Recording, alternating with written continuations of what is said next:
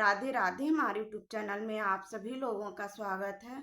भोर गीत प्रस्तुत करने जा रहे हैं। कैसा लगा कमेंट करके बताइएगा। लाइक शेयर सब्सक्राइब पूरा वीडियो देखिएगा।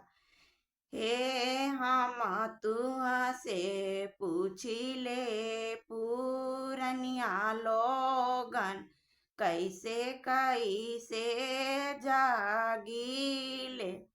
हे हम तुहसे पूछेली पूरनिया लोगन, कैसे कैसे जागीले। हे पुतवा से नातिया पानातीत, घोड़ा दौड़ावेल। हे उनही सरीखे बउअरी देई, कैसे कैसे जागीले।